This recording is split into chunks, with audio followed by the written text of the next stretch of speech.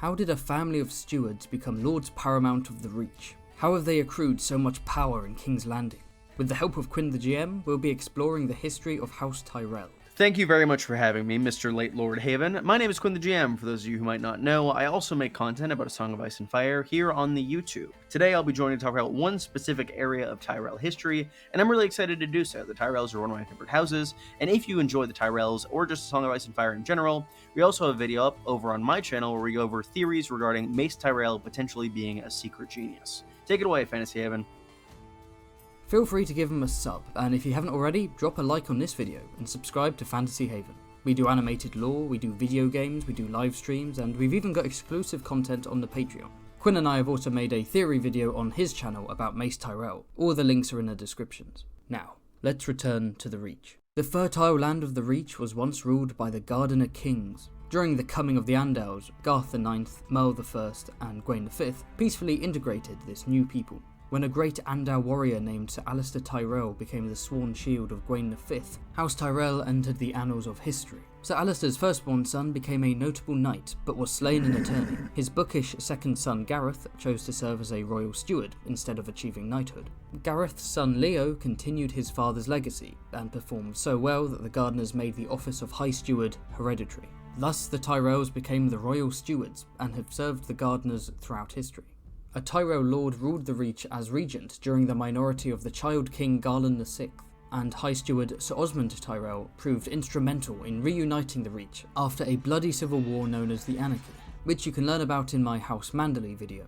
To summarise, King Garth X's senility led to House Manderley and House Peak going to war for control of Highgarden. After 10 long years, Sir Osmond led an alliance to crush the houses, rebuild the ruins of Highgarden, and install Garth's second cousin as King Mern VI. Sir Robert Tyrell continued in his father's footsteps, and he was rewarded with marriage, taking King Mern's daughter as his lady wife. Through their son Laurent, the main branch of Tyrells claimed descendancy from the Gardener Kings of old. We now arrive at the era of the Dragon Kings. During Aegon's conquest, Murren the Sixth Gardener, the King of the Reach, was killed in battle at the Field of Fire, which is a massive battle that resulted in the deaths of many people of the Reach and the Westerlands. As Aegon marched on Highgarden, this house's former seat, he found it occupied by their stewards, the Tyrells, who were taking care of it in their absence. The Tyrells surrendered to Aegon immediately, and in exchange for this, Aegon named them as Lords Paramount of the Mander and the Chief Lords of the Reach. Following this, the Tyrells pretty much drop off the map for the next 120 years. We only hear two specific references to this great house over that entire time period.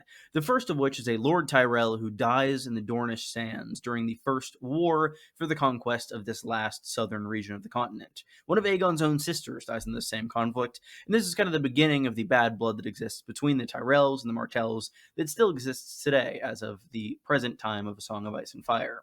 The only other reference we hear during this period to the Tyrells is during the reign of King Jaehaerys I Targaryen, where the Tyrells host a very, very famous tourney called the Tourney of the Field of Roses. Minor spoilers for House of the Dragon in this section, but they're really so minor that you might not mind if you want to keep watching. If you don't, just skip ahead. Regardless, during the Dance of the Dragons, we see an echo, as Martin loves to do, to the War of the Five Kings. Most notably, the Tyrells in this era are very similar to the Arryns of the modern era of A Song of Ice and Fire. Specifically, the Lord during this massive conflict is a child, and because of that, his mother keeps that entire region out of the conflict, albeit during the Dance of the Dragons, the other High Lords of the Reach, who are not technically the High Lords of the Reach, but hold a lot of power, the High Towers are very much involved, as I'm sure you know from the show. Because of this, the Tyrells' chief rivals are pretty much destroying themselves for free. So sitting out of this massive conflict is pretty much all upside for the Tyrells. That same Lionel Tyrell reappears during the reign of Daeron Targaryen, the young dragon, the mighty conqueror of Dorne. After his only successful conquest of Dorne, Lord Lionel is commanded to become the governor of Dorne after the Martells are supposedly defeated. He remains behind and attempts to essentially seize control of the region himself. This adds to the bad blood between the Martells and the Tyrells. However, he is tricked. He liked Dornish women, and one night he pulled a rope that was a signal for one of them to come to his bed, and when he pulled that rope, 100 scorpions fell from the canopy, and he died from assumedly many scorpion wounds. His death sparked a bunch of new revolts, both in favor of his regime and against it, and this leads to a massive slew of problems in Dorne that result in Daeron's death. Following the Dance of the Dragons and the Dornish Wars, the Tyrells once again drop off the map for multiple hundred years. This is not, I don't think, because of them being shrewd and keeping their heads down, but rather because Martin hasn't written a ton on these eras and really wants to keep things close to the vest for when future Dunk and Egg stories or Fire and Blood Part 2 are someday published. If they're someday published, God, I hope they're someday published. Regardless, the one Tyrell we hear about from this era is Leo Longthorn Tyrell. He's the Lord of Highgarden at a point where Dunk and Egg are traveling around, and he participates in the Tourney of Ashford Meadow. This ends up being something that he doesn't win, but he is fairly influential in it, and people believe that this tourney could somewhat correspond to the suitors of Sansa Stark, and having Tyrell there does very much match up to the modern story. We've now arrived at the events that act as a prelude to the modern story. Robert's Rebellion is a massive portion of the background of so many characters, including one Lord Mace Tyrell, who's the current Lord of Highgarden and subject to a video on my channel. Mace Tyrell is the Lord and a new Lord during Robert's Rebellion, and he chooses to remain loyal to Aerys II Targaryen. This is pretty extraordinary, as only two great houses remain loyal, being the Tyrells and the Martells. The Martells are tied to the Targaryens via marriage, but Mace seems to gain no benefit from remaining loyal to his king. Mace is actually credited as the only person to defeat Robert Baratheon in battle, via the battle at Ashford. However, this victory can very much be credited to Randyll Tarly rather than Mace Tyrell, as he'd pretty much wrapped up the battle before the Lord of Highgarden even arrived.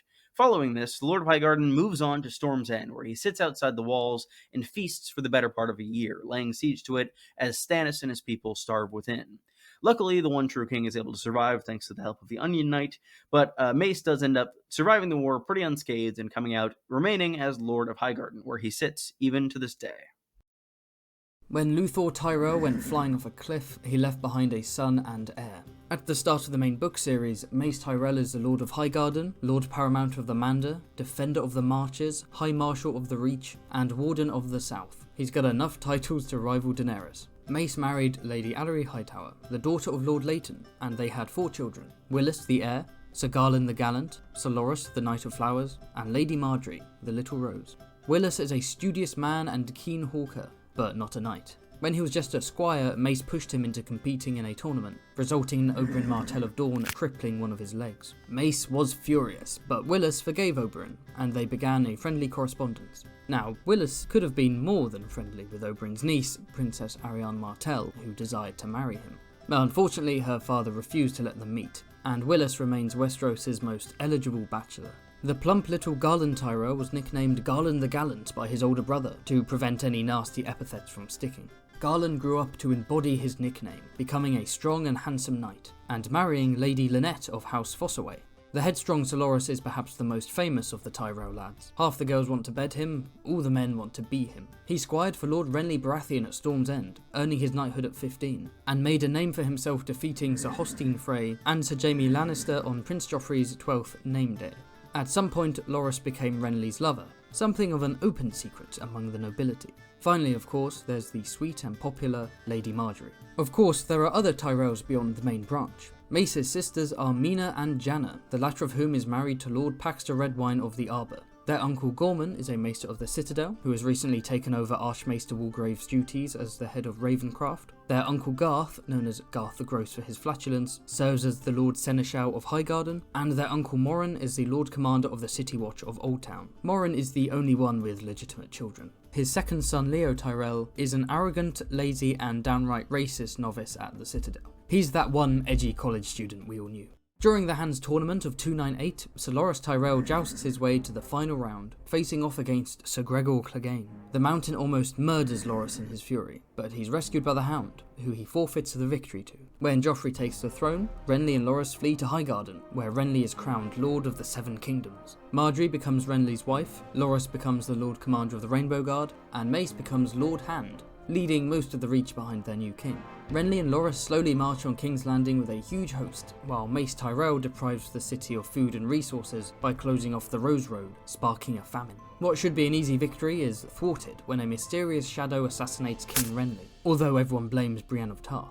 Littlefinger seizes the opportunity to turn the tide, first speaking with the grieving Loras at Bitterbridge, and then riding to Highgarden to negotiate with Mace and his mother, the infamous Queen of Thorns, sharp of tongue and wit, and potentially the true mastermind of the Reach. Thus, the Baratheon-Lannister-Tyrell alliance is forged. Sir Garland and Sir Loras lead their host to meet the Lords Tywin Lannister, Mathis Rowan, and Randall Tarley. Together they march on to King's Landing, defeating Stannis' army and saving the city. The promises are kept. Sir Garland is granted the lordship of Brightwater Keep from the treasonous House Florent. Lady Margaery is betrothed to King Joffrey Baratheon, and Sir Loras, mourning his dead lover, is accepted to the Kingsguard.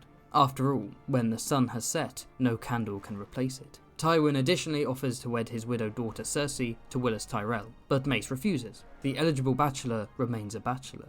The Tyrells are quick to cement their power. Wagons of food are sent to the starving population of King's Landing. Mace Tyrell is named Master of Ships, and both Margaery and Olenna plan to marry Sansa Stark to Willis, securing the north. This plan is scuppered, and Sansa is instead married to Tyrion Lannister. The shrewd Olenna would rather marry her granddaughter to the sweet young Tommen, and the scheming Littlefinger likes to create chaos. Together they plot to poison Joffrey at his own wedding, and the blame falls on Tyrion Lannister.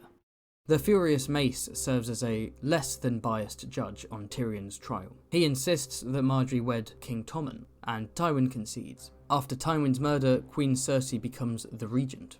She grows paranoid of Tyrell plotting, both real and imagined. She replaces Mace with Aurane Waters and tasks him with capturing Storm's End from Gilbert Farring, while sending Loras Tyrell to lead the siege of Dragonstone. If we can believe Aurane's reports, Loras has sustained injuries from arrows, a mace, and boiling oil.